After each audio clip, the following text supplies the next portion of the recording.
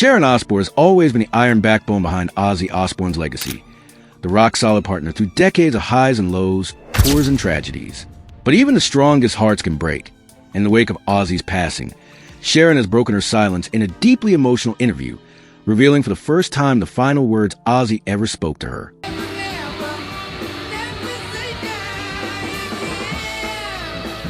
He was the heavy metal hellraiser. It's a moment so raw, so human, that even the most hardened fans found themselves in tears. The setting was quiet, private. Ozzy's bedroom in their Buckinghamshire home, the same place where he had spent his final days surrounded by family. Ozzy! The candlelight flickered. Soft music played in the background, not one of his own songs, but an old blues record Ozzy loved as a young man. Sharon sat beside him, holding his hand, their fingers intertwined just as they had been since the 1980s. According to Sharon, Ozzy had barely spoken that day. He was weak, drained, slipping between moment of clarity and silence. But then, in a whisper that barely reached above the hum of the oxygen machine, he turned to her and said the words she will never forget. "You saved me, Shaz, and you gave me forever." She broke down as she recounted them, her voice cracking on live television. That was Ozzy. Underneath all the madness, the headlines, the bat stories.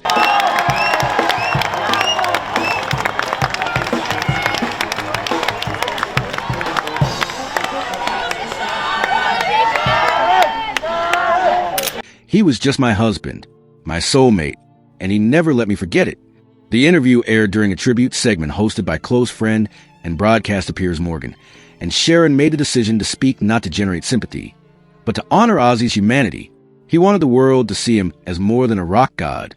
He wanted people to know he loved deeply, laughed loudly, and held on to me with everything he had. Their love story, which spanned over 4 decades, had seen more chaos than most to survive. Public meltdowns, health crises, infidelities, and addiction battles. But at the core of it all, there was unshakable loyalty. Sharon was Ozzy's anchor, and he was her wild, beautiful storm. She revealed that just minutes before his final breath, Ozzy pulled her hand to his lips and mouthed one more phrase, though no sound came out. I knew what he was saying. She said, fighting tears. He was telling me he loved me, that he was ready, and that I should be okay without him. The camera cut to a photo montage of the couple through the years, on stage, in their kitchen, at award shows, and in quiet, unseen moments of affection. As Sharon watched them live on screen, she whispered, "He's still with me, every second." Since the interview aired, tributes have poured in not just for Ozzy, but for Sharon's bravery in sharing the moment. Fans say her words have helped them grieve, too, showing a side of Ozzy few ever truly knew. In the days that followed, Sharon shared one more detail. Ozzy had written her a short letter, which she found tucked inside his favorite leather jacket after his passing. It read, "I'll find you again, my Shaz. Somewhere, somehow, when the music starts up again. Love." Oh, Sharon has since worn that jacket in every public appearance. Not as a statement, but as armor, a second skin that still carries his scent, his warmth, his presence. The final words of Ozzy Osbourne weren't shouted from a stage. They were whispered into the heart of the woman who stood by him when the lights went out. And for millions who love him, those words will now echo louder than any song. "You saved me, Shaz, and you gave me forever." That was Ozzy Osbourne's last gift. Not a lyric, not a performance, but a truth that will live on in every heart he touched. And just when it felt like the most emotional moments had passed, the family unveiled a small wooden box buried next to the headstone. Inside, a USB drive with never-before-seen footage of Ozzy recording, laughing with Sharon, singing lullabies to his grandchildren, and talking about mortality. The footage was played at the end of the service, projected against a makeshift screen hung between 2 oak trees.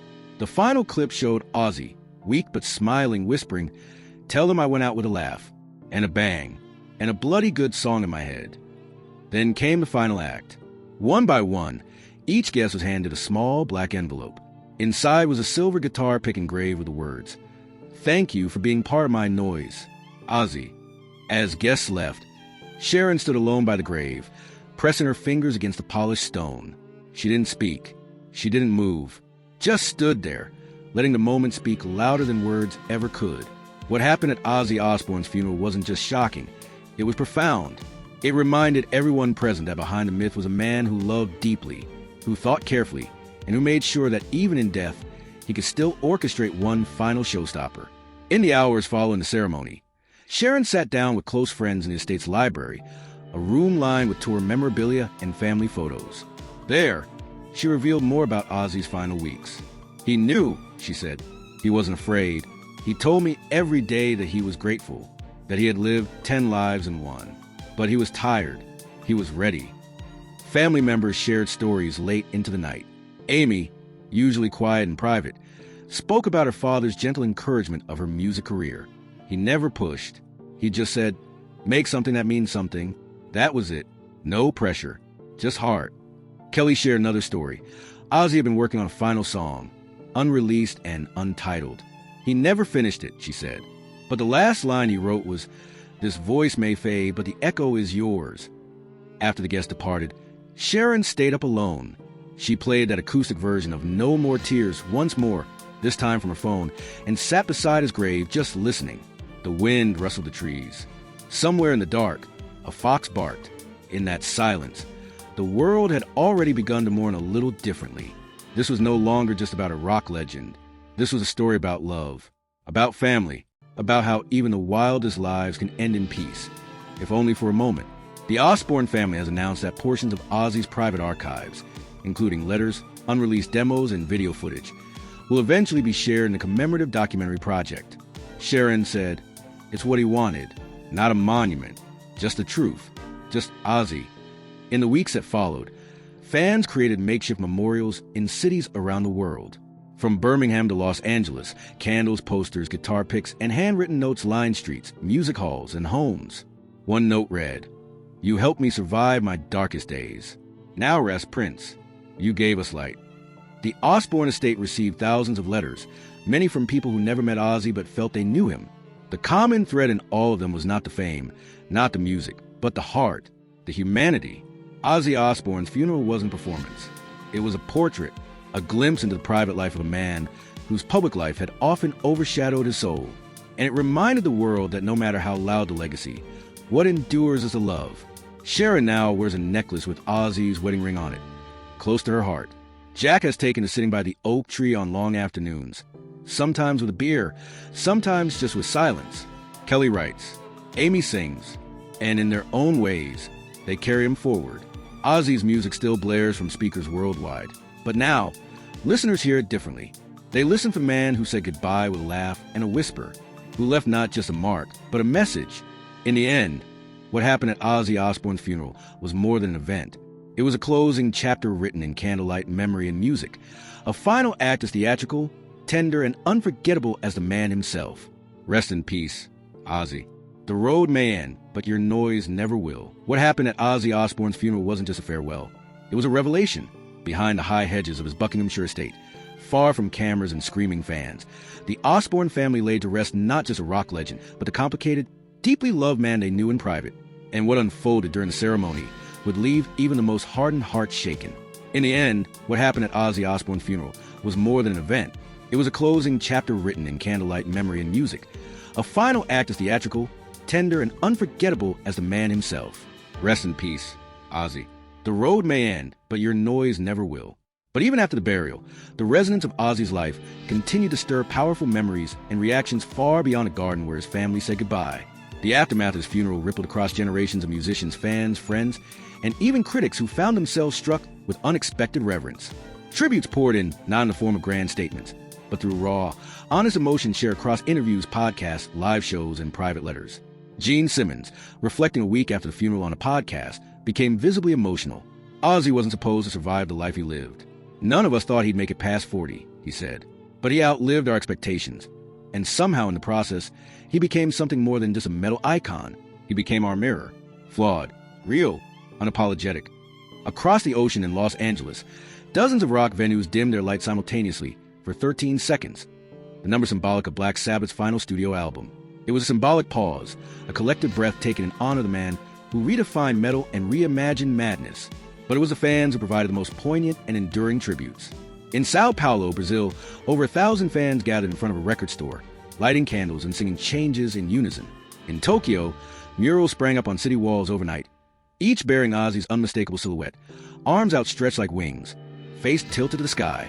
In Manchester, A bar played only Ozzy's solo records for an entire weekend, and patrons shared their stories of how his music helped them through heartbreak, addiction, or depression. Sharon, quietly observing all of this from her home, released a short statement days later. He would have loved this. Not the mourning, but the unity, the joy, the laughter. He believed music was a shared madness, and you've all proved him right. Behind the scenes, she was also preparing something deeply personal. A curated collection of letters, voice notes, handwritten lyrics, and audio messages from Ozzy to be released in a posthumous album and companion book titled The Last Whisper, Word from Bat. The project, already in early production, aims to reveal the private genius and deeply introspective artist few truly knew. Jack and Kelly, meanwhile, were working on their own tribute, not a tell-all, not a documentary, but a podcast titled Offstage with Ozzy, set to premiere in the coming months. The idea? Conversations with those who shared life, laughs, and lunacy with the Osbourne patriarch. Not just about music, but about meaning. In a teaser, Jack could be heard saying, "You've heard the stories. Now you'll hear the truth." The cultural weight of Ozzy's passing even reached academic halls. Oxford University announced plans for a guest lecture series titled Sabbath and Society, The Art of Rebellion, exploring how Ozzy's music shaped political protest, religious fear, and generational expression.